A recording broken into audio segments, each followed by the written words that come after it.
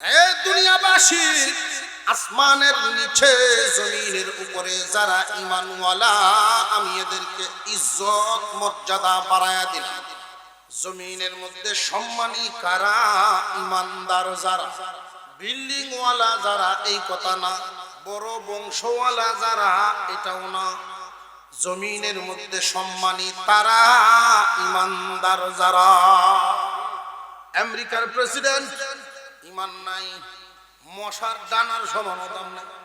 1000 মানুষ এক জায়গায় বসা আছেন, টাই ভরা, শুটকুট, দামি গাড়ি বাড়ির মালিক, প্রতি মাসে 5 লক্ষ তাদের বেতন। এমন 1000 লোক এক জায়গায় বসা, কিন্তু একজনেরও ঈমান নাই, কাফেরও না।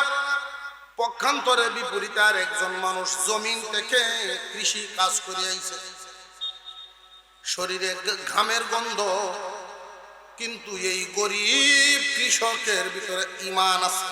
দুনিয়ার রঙিন চশমা দিয়া দেখলে 1000 দলটারে সম্মানী ইজ্জতওয়ালা মনে হইবে, কিন্তু আল্লাহ পাক রব্বুল আলামিনের ঘোষণা হলো এই 1000 মানুষের কোনো দাম নাই, কোনো মূল্য নাই। সম্মানী ওই ঘাম পরিশ্রাম তো ঘামযুক্ত গরিব মুসলমান। কে সম্মানী, কে অসম্মানী, কে ইজ্জতওয়ালা আর কার ইজ্জত নাই, এই বিষয়টা আমরা অনেক সময় ভুল করে ফেলি। যে সম্মান পাওয়ার যোগ্য তারে সম্মান দিতে জানি না, যে সম্মান পাওয়ার যোগ্য না তারে সম্মানের আসন দিয়ে দিই। এমন বেশ কম আমাদের মধ্যে অনেক অনেক জায়গায় হয়ে যায়, লক্ষ্য করে দেখবেন কোনটা আসল কোনটা নকল। কম দামা বস্তুকে আমরা বেশি দামা জিনিস দিয়া কিনি, কম দামা বস্তু কিন্তু বেশি দাম দিয়া কিনি, আর বেশি দামা বস্তুটারে কম দাম দিতেও রাজি না। এই জন্যই আজকে আমি আপনাদের সামনে এই আলোচনাটা আনলাম। মহান আল্লাহ ঘোষণা দিলেন, আসমানের নিচে জমিনের উপরে সবচাইতে সম্মানী কারা? ঈমানদার যারা। একজন ঈমানদার হতে পেরে খুশি না বেজার? আল্লাহ যে দয়া করে আমাদেরকে ঈমানদার হওয়ার সুযোগ করে দিয়েছেন, বলি আলহামদুলিল্লাহ। আল্লাহ সুযোগ করে দিয়েছেন কিভাবে? মহান আল্লাহ পাক আমাদেরকে মুমিন মুসলমানের ঘরে জন্ম দেওয়ার কারণে সহজে ঈমানদার হতে পারছে। ঈমান আনার কারণে জেল কাটছেন এমন কি কেউ আছেন এখানে? আছেন কেউ যে শুধু ঈমান আনতে গিয়া জেল কাটন লাগছে? ঈমান আনতে গিয়া নির্যাতন ভোগ করছেন এমন কেউ আছে? অথচ ঈমান অনেক দামি এক দৌলত। আল্লাহ পাক সহজ করে দিয়েছেন, মুমিন মুসলমানের ঘরে জন্ম নেওয়ার কারণে আমরা সহজে ঈমানদার হয়ে গেছি। এই ঈমানদার হওয়ার কারণে দামি হয়ে গেল, মর্যাদা। আর কেমন মর্যাদা? এক হাদিসের মধ্যে আল্লাহ রাসূল বলেন, একজন ঈমানদার যখন রাস্তা দিয়ে হাঁটে, গর্তের পিপিলিকাও তার জন্য দোয়া করে, সমুদ্রের মাছ তার জন্য দোয়া করে, অর্থাৎ মাখলুকাত তার জন্য মাগফিরাতের দোয়াই করতে থাকে, দোয়াই করতে থাকে। মাখলুকাত, পিপিলিকা, মাছ এগুলো যে দোয়া করে ঈমানদার মুমিনের জন্য, এর কারণ কি? তার কারণ হলো, একজন ঈমানদার যতদিন পর্যন্ত জিন্দা থাকবে ততদিন পর্যন্ত কিয়ামত হবে না। ঈমানদারের দাম মর্যাদা আল্লাহ যে বাড়াইছে, সেটা ঈমানদার মুমিন বুঝে না। মুমিনের মর্যাদা আল্লাহ কতটুকুন বাড়িয়েছে, মুমিন যে এত দামি এটা মুমিনে বুঝে না। যদি বুঝতো তাহলে কম দামা কাজ ইমানদারে করবে না। কম দামা কাজ কোনটা? আল্লাহ তাআলা নিষেধ করেছেন যত কাজ সব কম দাম, আর আল্লাহ আদেশ করেছেন যত কাজ সব ইজ্জতের সম্মান।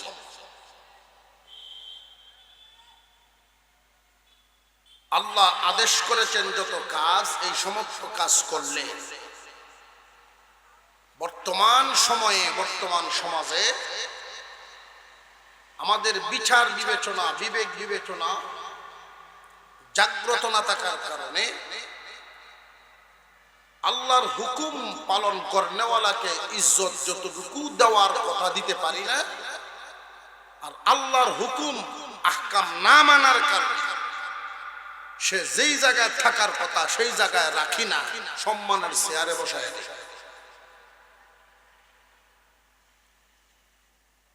আল্লাহ পাক রব্বুল আলামিন ইমানদার মুমিনের মর্যাদা মূল্য কতটুকু বাড়াইছেন এটা মুমিন বুঝে না। আমরা দেশের জাতীয় পাখির নাম কি? দুয়েল পাখি। দুয়েল পাখি কি জানে? হ্যাঁ, জাতীয় পাখি। দুয়েলে জানেন? যদি জানতো তাহলে আমার আপনার বাড়ির চিপা পাখি পোকা পচা গন্ধা খাওয়া খেলো। দুয়েলে যদি জানতো তার দাম, সংসদ ভবন সিট লইল আর মোটা অঙ্কের বেতন দাবি। মুমিন মুসলমানের মর্যাদা আল্লাহ যা বাড়াইছে, মুমিনই যদি বুঝত তাহলে এত কম দামা কাজ মুমিনে করতে পারত। কম দামা কাজ কি? আল্লাহ যা নিষেধ করেছেন সব অসম্মানের কাজ, একজন ইমানদারের জন্য এগুলোই কম দামা কাজ। আর আল্লাহ যা আদেশ করেছেন ওইগুলো সম্মানের কাজ। ইনশাআল্লাহ আমরা যদি বিবেক বিবেচনা খাটায়া কথা শুনি আর কথা বলি, যতদিন বেঁচে থাকছে একজন মানুষকে সম্মানী অসম্মানী এই চিন্তাটা করার আগে দেখব আল্লাহর হুকুম কতটুকু পালন করে আর আল্লাহর হুকুম কতটুকু পালন করে না। যে ব্যক্তি আল্লাহর হুকুম যত বেশি পালন করবে ওই ব্যক্তি ততই সম্মানের অধিকারী বেশি হবে। আমাদের সমাজে এমন লোক আছে পুরা সমাজ চালানির দায় দায়িত্ব দিয়া দিছি, অথচ বছরে 2 দিন নামাজ পড়ে। এমন আছে না? সারা বছরে 2 দিন নামাজ পড়ে, ঈদের দিন জুম্মা তো যায় না, অথচ সমাজ চালানির দায়িত্ব তাদেরকে দিয়ে দিচ্ছে।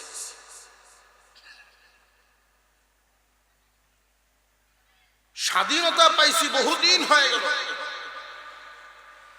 কিন্তু এর পরেও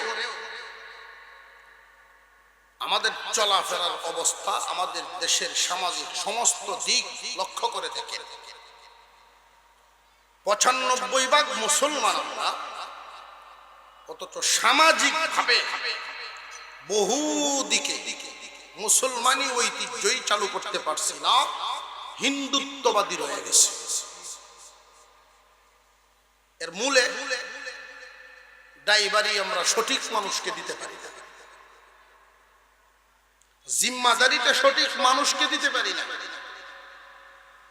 কে সম্মানী কে অসম্মানী, কে কতটুকু পাওয়ার কথা ওটা আমরা বুঝি না। বছরে 2 দিন নামাজ পড়ে, আল্লাহর হুকুম পালন করে না অমান্য করে? অমান্য করে। আর 2 দিনও যে পালন করে,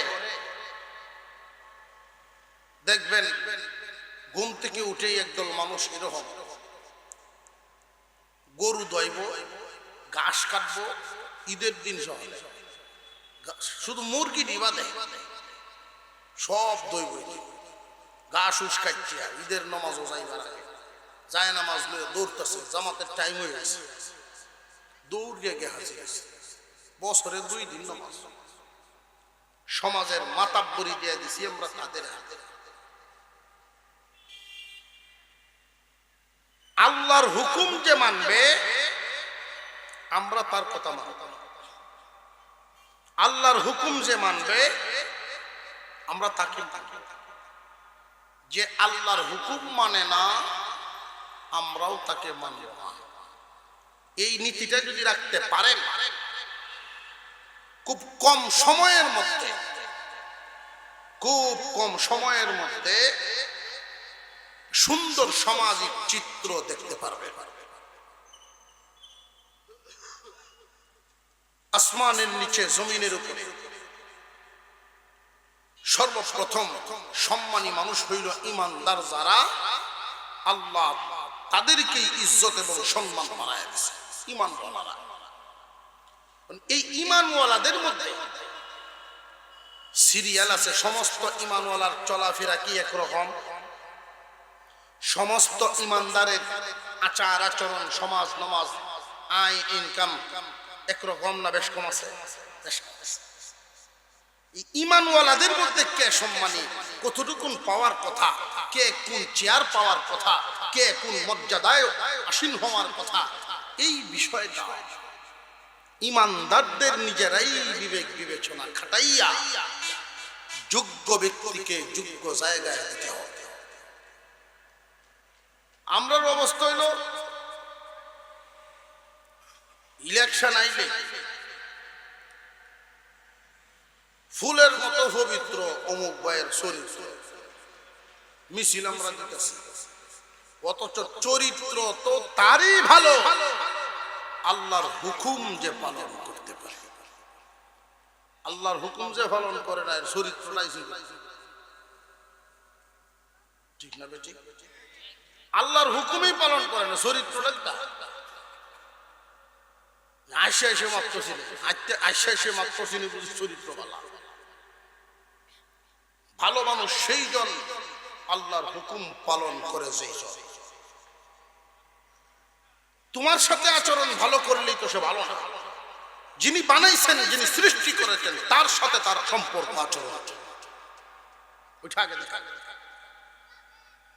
তোমার সাথে মহব্বতের মূল্যায়ন পরে, আল্লাহর সাথে তার সম্পর্ক কি? মুসলমান ইমানদার ভাইরা আমার, আমরা বিবেচনা করি, দুনিয়ার রঙিন চশমা লাগায়া নজর দেই, বিবেকের কাঠ গড়ায়, বিবেকের কাঠ গড়ায় দাঁড় করায় সঠিকটা দেখতে আমরা চাই না। আল্লাহ পাক রব্বুল আলামিন আসমানের নিচে জমিনের উপরে ঈমানওয়ালার মর্যাদা বাড়াইছেন। এই ঈমানওয়ালা মুমিন গরিব হইলেও নিম্ন বংশের দিকে তো আর কোনো, আমরা অনেক সময় বংশ পার্থক্য করি, অমুক বংশের মানুষ সৈয়দ বংশ, কপাল লেখা দিলেও লাভ নাই যদি আল্লাহর হুকুম না মানে। বংশে মানুষ সম্মানী না তাকওয়া আল্লাহর হুকুম মানায় সম্মানী? আল্লাহর হুকুম মানায় সম্মানী। বংশে যদি সম্মানী হইতো আবু জেহেল কি ভুল করলো? বংশে সম্মানী না, সম্মানী হয় মানুষ আল্লাহর হুকুম পালন করার।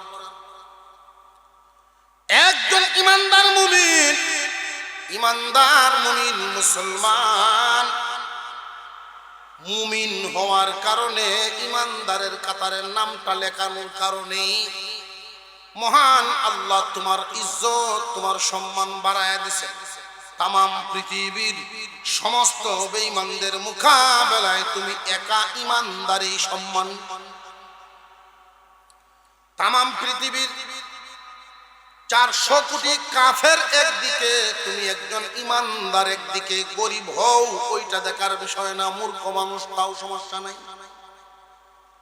তুমি একা ইমানদার 400 কোটি কাফেরের চাইতেও আল্লাহর কাছে মর্যাদাবান। তবে ইমানদাররা শুনো, তোমাদের চাল চলন, তোমাদের আচার আচরণ সবার সমান না। তোমাদের মধ্যে সম্মানী সে আল্লাহর হুকুম মতে চলে। আয় করা, ইনকাম করার রাস্তাটাও আল্লাহর হুকুম মতে হবে, ব্যয় করার রাস্তাটাও আল্লাহর হুকুম মতে হবে। কোন দিক থেকে আয় করবে মনে চাইলেই শুধু আয় করা যাবে না, আয় করার রাস্তা পাইলেই আয় করা যাবে না, আল্লাহর হুকুম আছে কিনা খেয়াল করতে হবে। মুসলমানের আয় ব্যয়ের রাস্তাটা সঠিক থাকবে, নিয়মতান্ত্রিক থাকবে। মুসলমানের জীবন যাপন, ইমানদার মুমিন, তুমি অসম্মানী না, তুমি যেহেতু সম্মানী, তুমি সম্মানী মানুষ, চলাফেরাটাও নিয়মতান্ত্রিক ঠিক থাকবে। তোমার আয় ইনকাম হবে সঠিক জায়গায়, ব্যয়ও হবে সঠিক জায়গায়।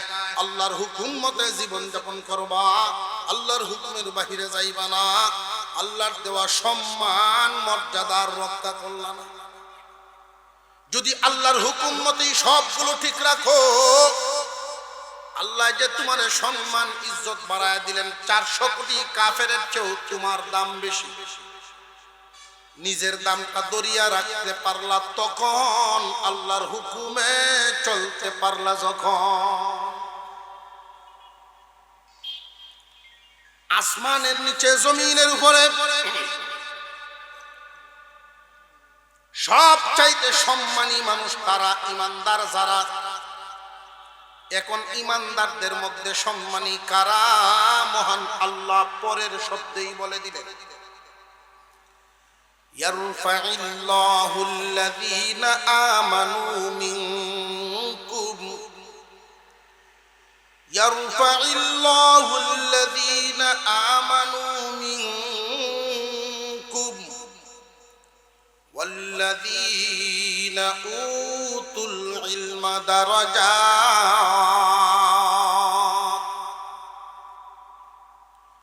রে ঈমানওয়ালা, পৃথিবীর সব মানুষ থেকে তোমার সম্মান, তোমার ইজ্জত আমি বাড়ায়া দিলাম। আবার তোমাদের মধ্যে আমি আল্লাহর দেওয়া ইলম পাইল যারা, সম্মানী তারা। আল্লাহর দেওয়া ইলম কি সবাই পাইছে? ইচ্ছা করলেই কেউ পায় নাকি?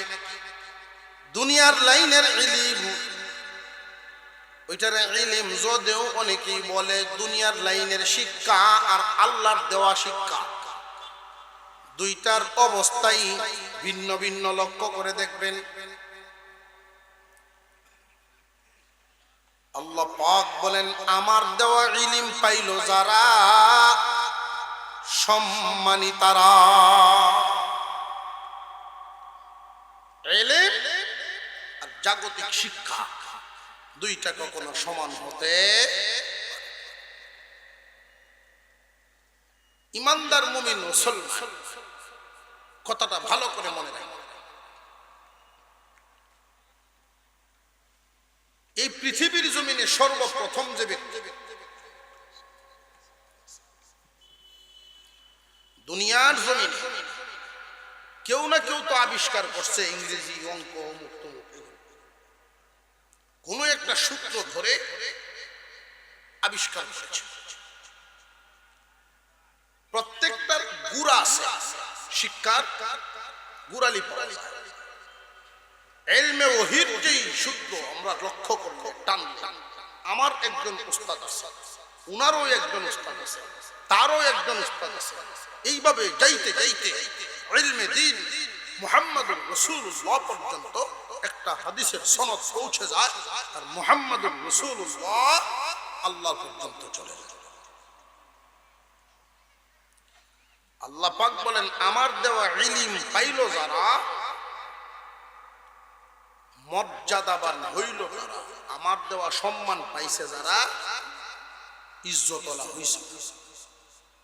এই ইজ্জত কি জমিনে বন্টন না আসমানে? আসমানে। মহান আল্লাহ পাক রব্বুল আলামিন আলেম উলামাদের মর্যাদা কতটুকু বাড়িয়েছেন, এই বিষয়টা আজকে আপনাদেরকে ধারণা দেওয়াটাই হলো আমার মূল চিন্তা ভাবনা। আলহামদুলিল্লাহ একটা পরিবেশ তৈরি হয়ে গেছে। হুজুর সাল্লাল্লাহু আলাইহি ওয়াসাল্লাম বলেন, কুন আলিমা, আলেম হয়ে যাও। সবাইকে আলেম হইতে পারে, আও মুতাআল্লিমান, ছাত্র, আও মুঈনান, সাহায্যকারী হও, আও মুহিব্বান, মুহাব্বত করে নাও। মুমিন মুসলমানকে অন্তত মুক্তির রাস্তা আল্লাহর রাসূল সাল্লাল্লাহু আলাইহি ওয়াসাল্লাম হাসরের মাঠের চিত্রটাও আমাদেরকে বুঝায় গেছেন, কবরের জগতের হালতের চিত্রও বুঝায় গেছেন। যার কর্ম হবে যেমন, তার চাল চলন যেমন, মরণ, কবর, হাসর, মিজান সবই তো আছে। তো হাসরের মাঠে একদল মানুষকে আল্লাহ তাআলা বিনা হিসাবে জান্নাত দিবেন, একদল মানুষকে আল্লাহ তাআলা সহজ হিসাবে জান্নাত দিবেন, আর আরেক দল মানুষ সাজা খাইতে জান্নাত। আমরা যদি চাই একটু সহজ হিসাবে যাইতাম, সহজ হিসাবে জান্নাতে যদি যাইবার হয়, কোনো না কোনো উসিলা ব্যবস্থা করে যাবে। উসিলা কি? ইয়াশফাউ ইয়াওমাল কিয়ামাতি সালাসা, আল আমবিয়াউ সুম্মাল উলামা সুম্মা শুহাদা। হুজুর আকরাম সাল্লাল্লাহু আলাইহি ওয়াসাল্লাম বর্ণনা করেন, কিয়ামতের দিন তিন দল মানুষ সুপারিশ করার সুযোগ পাবে, অনুমতি পাবে। নবীগণ, শহীদগণ, নবীগণ, আলেমগণ এবং শহীদগণ। নবীগণ, আলেমগণ এবং শহীদগণ হাসরের মাঠে এই তিন দল মানুষ সুপারিশ করবে, আল্লাহ এদের সুপারিশ গ্রহণ করবে। সুবহানাল্লাহ। কিয়ামতের কঠিন ময়দানে নবীগণ, আলেমগণ, শহীদগণ তারা সুপারিশ করবে, আল্লাহ তাদের সুপারিশ কবুল করবে। এই যে সুপারিশটা হবে, কুরআনুল কারীমে হাফেজে কুরআন যারা হবেন কমপক্ষে 10 জনের পক্ষে তারা সুপারিশ করে। আলেম উলামা যারা হবেন এদের ব্যাপারে কোনো সংখ্যা উল্লেখ করা হয় নাই। কোন কোন মুহাদ্দিসিনে কেরাম বলেন সর্বনিম্ন 40 জন। সর্বোচ্চ সীমা হলো একটা ছাগলের গায়ে যেই পরিমাণ পশম হয়।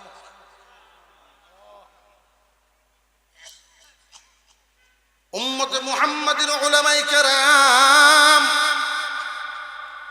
আলেম উলামাদের সবার অবস্থান, সবার যোগ্যতা, সবার হালত কি সমান না বেশ কম আছে? যার অবস্থা যেমন সুপারিশও উনি করবেন তেমন। উম্মতে মুহাম্মাদি আল্লাহর পয়গম্বর বলেন তুমি নিজে আলেম হও, যদি আলেম হইতে না পারো তাহলে ছাত্র হও। ছাত্রও যদি হইবার না পারো তাহলে ওই আলেম ওলামারা পড়ানোর কাজ যে করে এর একজন সাহায্যকারী হও। সাহায্যকারী হইবার তৌফিকও যদি তোমার না থাকে এদেরকে মহব্বত করনেওয়ালা হও।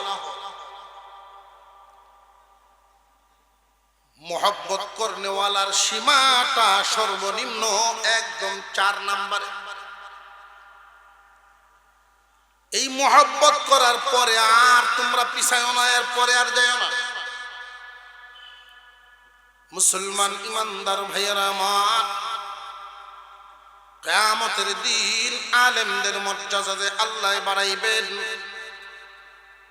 আলেম উলামাদের সম্মান ইজ্জত কি পরিমাণ বাড়ায়া দিবেন আল্লাহ খুব খেয়াল করবেন। একজন আলেম যদি কোনো গ্রামে ঢুকে, একজন আলেম কুরআন হাদিসের আলেম, তার মর্যাদা আল্লাহ পাক কতটুকু বাড়িয়েছেন খেয়াল করেন। একজন আলেম কোন গ্রামের ভিতরে যখন ঢুকে পড়েন, আল্লাহ পাক ফেরেশতাদেরকে ডাক দিয়া বলেন, ফেরেশতারা রে, এই গ্রামের কবরবাসীদের মধ্যে যাদের আযাব চলতেছে আযাব বন্ধ করো, কারণ জমিনের উপরে দামি মানুষের বিচরণ। একজন আলেম হাসরের কঠিন ময়দানে সুপারিশ করার অনুমতি পাবেন। কি পরিমাণ? সর্বনিম্ন 40, উপরে একটা দুম্বা বা ছাগলের গায়ের পশম সম পরিমাণ। সুপারিশ পাইবে কারা? আলেমগণ যে সুপারিশ করবেন, এই সুপারিশ কাদের জন্য করবেন ওই বিষয়টা হলো আমাদের জানার বিষয়। দুনিয়ার জমিনে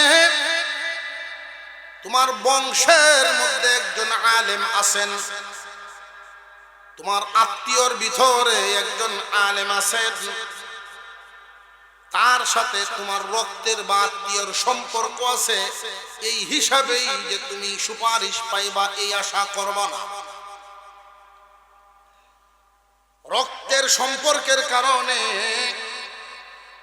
আত্মীয়তার সম্পর্কের কারণে কিয়ামতের দিন শুধু সুপারিশ পাওয়া যাইবা এই আশা করবা না মুমিন। হাসরের মাঠে আলেমগণের সুপারিশ নসিব হবে তাদের সম্পর্ক ছিল যাদের রক্তের না, আত্মীয়তার না, সম্পর্কটা হবে মনের। মনের সম্পর্ক যাদের ভালো ছিল ওই দিন তাদের এই সুপারিশ নসিব হবে। রক্তের সম্পর্কে যদি কাজ হয়ে যেত, হাসরের মাঠে হাউজে কাউসারের মালিক হবেন আমার আপনার পয়গম্বর, যিনি হাউজে কাউসারের মালিক মুহাম্মাদুর রাসূলুল্লাহ সাল্লাল্লাহু আলাইহি ওয়াসাল্লাম। উনার আপন চাচারাও জাহান্নামী হবে। রক্তের সম্পর্ক কাম হইল কই? রক্তের সম্পর্কে কাজ হবে না, কাজ হবে মনের সম্পর্কে। যদি রক্তের সম্পর্ক থাকে, মনের সম্পর্ক থাকে, তাহলে কাজটার মধ্যে অগ্রাধিকার পাইবা। মূলেই দেখা যায় মনের সম্পর্ক নাই, রক্তের সম্পর্ক দিয়া মুক্তি পাওয়ার আশা নাই। মনের সম্পর্কটা হলো মূল। বংশের মধ্যে, আত্মীয়দের মধ্যে, পরিবারের মধ্যে যদি কোরআনের হাফেজ কোরআন একজন থাকেন, সম্পর্ক আপনার সাথে যেটা আছে এই সম্পর্কতে একটা টান থাকবে, মনের দিক থেকে আর একটা টান রাখবেন যে উনি হাফেজ বা আলেম, এই একটা মর্যাদা যেন আপনার অন্তরে থাকে। খুব মনোযোগ দিয়ে শুনবেন, খুব ভালো করে। আলেম উলামা মর্যাদা বাড়াইছেন কে? জমিনে থাকলেও সম্মান, ইজ্জত, দুনিয়া থেকে বিদায় হয়ে গেল ইজ্জত। তোমার বংশের গরিব একজন মানুষ দিন আনে দিন খান, তার ছেলে আলেম হয়ে গেছে, তোমার মন জ্বললেও কাজ হবে না। এই কথাগুলো এই জন্যই বলতেছি, মানুষ অনেক সময় অহংকারের কারণে মূলত যে সম্মান পাওয়ার কথা ওই সম্মান সে দিতে পারে না, দেয় না। না দেওয়ার কারণে যারে সম্মান দিল না তার কোনো ক্ষতি নাই, যে দিল না তার নিজেরই ক্ষতি। হাসরের মাঠে দুনিয়ার যে তোমার 4 জন প্রতিষ্ঠিত সন্তান, একজনও আলেম না, দুনিয়ার সরকারি চাকরিজীবী, তুমি খুব ফখর করতা, গৌরব করতা, তোমার ছেলেদেরকে বিভিন্ন জায়গায় প্রতিষ্ঠিত করেছো, বড় করেছো। হে মুসলমান, তোমার বংশের আরেকজন গরিব মানুষের ছেলে যদি আলেম হন, তুমি এই অহংকার নিয়ে বসে থাকবা না। তুমি জেনে রাখবা, তোমার ছেলেদেরকে দুনিয়ার রঙিন চশমা দিয়া দেখনেওয়ালা রাস্তায় প্রতিষ্ঠিত করেছো, কিন্তু মূলত তোমার বংশের ওই গরিব মানুষ তার ছেলেটারই প্রতিষ্ঠিত করেছে। তার ছেলে প্রতিষ্ঠিত হয়েছে এমন, দুনিয়াতেও সম্মানী, আখিরাতেও সম্মানী। তোমার মনে মানুক আর না মানুক, কিয়ামতের দিন তোমার ছেলেদের এই প্রতিষ্ঠিত কোনো উসিলা হবে না। তোমার ছেলেদের সুপারিশ আল্লাহ শুনবেন না। বরং তুমি যদি পরিচয় দিতে পারো, তোমার পক্ষে যদি তোমার বংশের ওই গরিব মানুষের ছেলেটা সুপারিশ করে, হাজার হাজার বছরের সাজা আল্লাহ মাফ করে দিবে। এজন্য মনে সম্পর্ক তৈরি করে রাখা, আলেম ওলামাদের সাথে, আলেমদের সাথে সম্পর্ক যদি তৈরি করতে পারেন, আলেমদেরকে যদি তাজিম করতে পারেন, তাজিম, মুরব্বিকে সম্মান করা, আলেমকে তাজিম করা, ছোটদেরকে আদর স্নেহ করা, এই 3টা গুণ খুব গুরুত্বের সাথে মনে রাখবেন। 3টা কথা: আলেমকে তাজিম করা, মুরব্বিকে সম্মান করা, ছোটকে আদর করা। এই গুণ যার মধ্যে থাকবে না, আমার আপনার পয়গম্বর বলেন সে আমার দলেরই না, উম্মতেই না। আজকালকার জামানায় লক্ষ্য করে দেখবেন, আজকালকার জামানায় লক্ষ্য করে দেখবেন, অনেক মানুষ এইরকম আছেন, জেনারেল শিক্ষায় যদি বেশি শিক্ষিত হয়, আলেমদেরকে মূল্যায়ন করতে চায় না।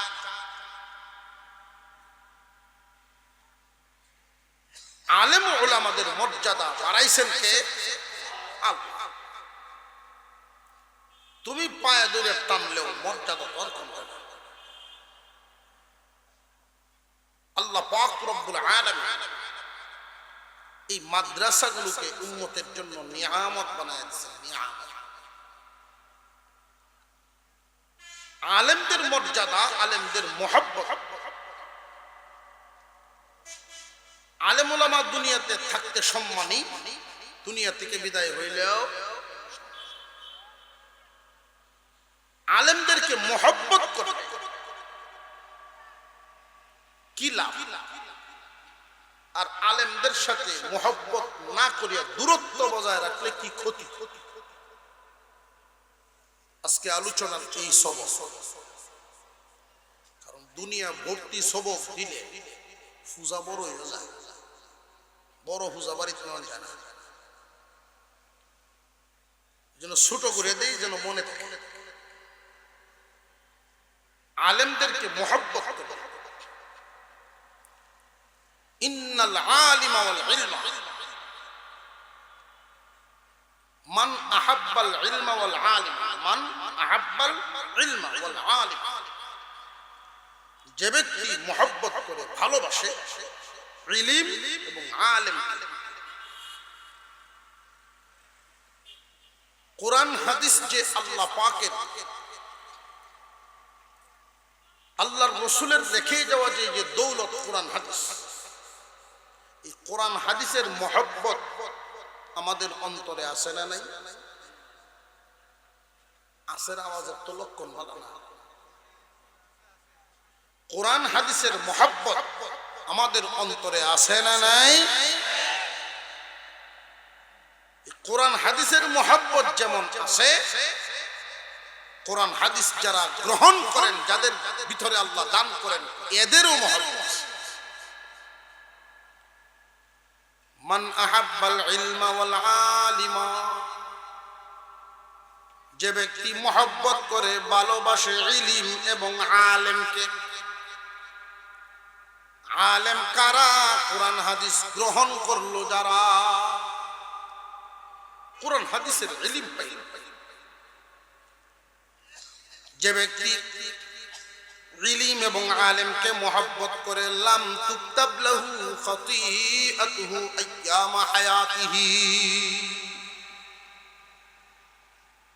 এই দুনিয়াতে একজন মানুষ যদি আলেম এবং ইলমকে ভালোবাসেন, তার আমল নামায় সগীরা গুনাহ লেখাই হয় না। সগীরা গুনাহ তার আমল নামায় লেখাই হয়। 2 নাম্বার লাভ, আলেম উলামাকে মহব্বত করলে 2 নাম্বার লাভ, যে যত বেশি তাজিম করবেন, যত বেশি মূল্যায়ন করবেন। আবু হুরায়রা রাদিয়াল্লাহু তাআলা আনহু থেকে বর্ণিত হাদিস, কেউ যদি চাও মনের এই খায়েশ পূরণ করতে, যে আমি নবীগণের জামানায় যদি আইতাম, তাহলে নবীর সাথে মুসাফা করতাম। কারোর মনের তামান্না যদি এমন হয় যে নবীগণের জামানায় যদি আসতাম, আল্লাহর রাসূলের জামানায় যদি আইতাম, আমার জমিনের, আমার গাছের, আমার এই অর্জিত সম্পদটা, এই জিনিসটা, এই ফলটা একজন আলেমকে নিয়ে খাইবেন। মনের তামান্না হয় যদি রাসূলের জামানায় আসতাম, নবীরে নিয়ে খাইতাম। আবু হুরায়রা রাদিয়াল্লাহু তাআলা আনহু, আবু হুরায়রা রাদিয়াল্লাহু তাআলা আনহু থেকে বর্ণিত, তিনি বলেন, কেউ যদি আলেমকে নিয়ে দস্তরখানে খানা খান, যেন নবীর সাথেই খাইল। একজন আলেমকে যদি সালাম দেন, মনের মহব্বত আছে, আলেমকে সালাম দিলে যেন নবীকেই সালাম দিল। আলেমের সাথে মুসাফা করলো, যেন পয়গম্বরের সাথে মুসাফা করলো। প্রথম কথা হলো, ইলম এবং আলেমকে মহব্বত করলে সগীরা গুনাহ লেখাই হয় না। এই মহব্বতের সাথে যদি মুসাফা করেন, সালাম দেন, মূল্যায়ন করেন, তাজিম করেন, নবীগণের সাথে উঠা বসা, খাওয়া দাওয়ার সওয়াব আপনার আমলনামায় জমা হইল। এরপরের যেই ফায়দাটা, এই মহব্বতের নজর, মহব্বতের কাজগুলোর কারণে আপনার বংশধারার মধ্যে আল্লাহ এই নিয়ামত দান করবেন। যারা আলেমকে মহব্বত করে, কোরআন হাদিসকে মহব্বত করে, আলেমকে তাজিম করে, তাজিমের কারণে মহান আল্লাহ রব্বুল আলামিন তার বংশধারার মধ্যে আলেম দান করেন। যারা আলেম বিদ্বেষী, আলেম উলামাদেরকে যারা পছন্দ করে না, খুব খেয়াল করবেন, আলেমদেরকে যারা মন থেকে মানতে পারে না, এই নিয়ামত তার বংশে আল্লাহ দান করেন না। আলেম উলামাদেরকে যারা মহব্বত করে, এই 3য় নাম্বার ফায়দা হলো, আল্লাহ তার বংশধারার মধ্যে হাফেজ আলেম নামক নিয়ামত সিলসিলা জারি করে। দুনিয়ার জমিন থেকে যখন একজন মহব্বত করনেওয়ালা, মসজিদ, মাদ্রাসা, আলেম উলামা, কোরআন হাদিসকে মহব্বত করে, নিজে আলেম না, কিন্তু আলেম দেখলে নিজের মন নরম হয়ে যায়।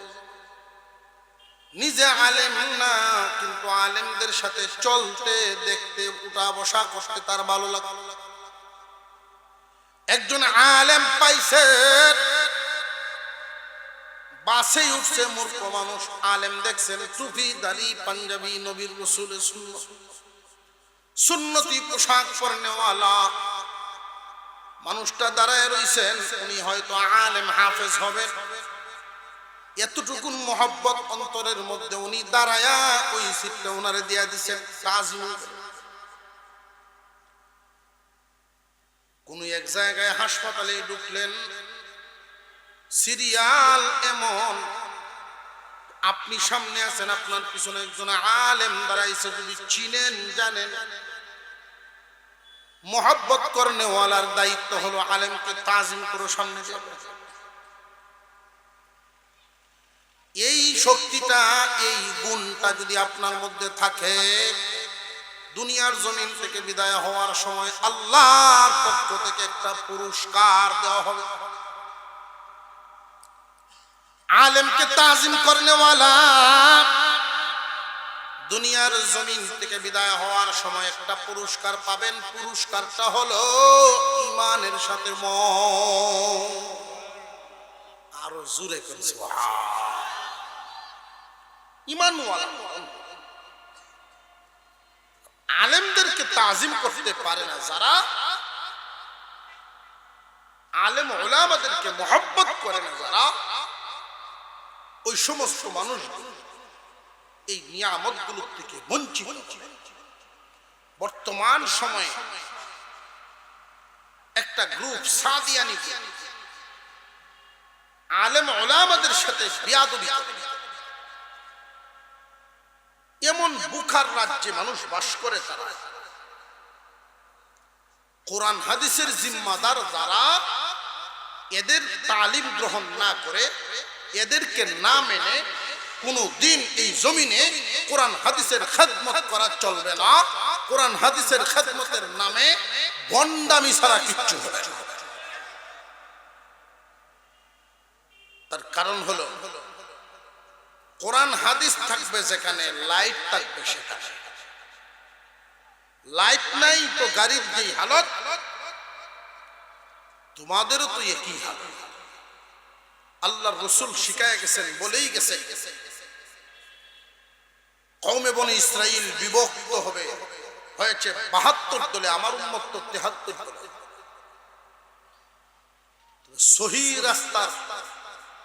সহি রাস্তার জামাত তারা, আলেম উলামাদের সাথে থাকবে যারা।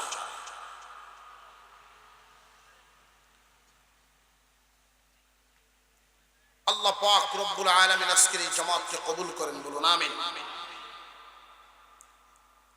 আলেম উলামাগুলো যুগ যুগ ধরে কোরআন হাদিসের খেদমত করে আসতেছে। আলেমদের নজরদারি রাখতে হয়, কখন কোন অবস্থাটা কোন কাজের মধ্যে ব্যাঘাত ঘটাচ্ছে। জমিনের মধ্যে ফসল করলেন, এই জমিনের মধ্যে যদি ঘাস হয়, গৃহস্থের দায়িত্ব ওই গাছটি ছাপতে, গৃহস্থের দায়িত্ব হয় গাছটি ছাপতে। ভাইও, প্রায় ১০০ বছরের ছুঁই ছুঁই অবস্থা, কাছাকাছি দাওয়াতে তাবলীগের মেহনত চলছে, কোন সমস্যা এতদিন ছিল না। এখন সমস্যা ঢুকছে বিদায়ী আলেমরা চোখ খুলছে, ওলামায়ে কেরাম মুখ খুলছে। এতদিন পর্যন্ত সমস্যা ছিল না, আলেম ওলামারা এত কিছু বলেন। এখন যেহেতু সমস্যা দেখা গেছে, এই জন্য কথা বলছে। সাধারণ মানুষ কি করবে? সাধারণ মানুষ কোন পথে যাবে? আল্লাহর রাসূল বলে গেছে, দ্বীনি কোনো কথা, দ্বীনি কোনো বিষয় নিয়ে যখন উম্মতের মধ্যে ফাটল দেখা দিবে, দুই দল হবে দেখা দিবে, মতানৈক্য। সাধারণ মানুষ যেন নজর রাখে কোন দলটায় আলেম উলামা আছে।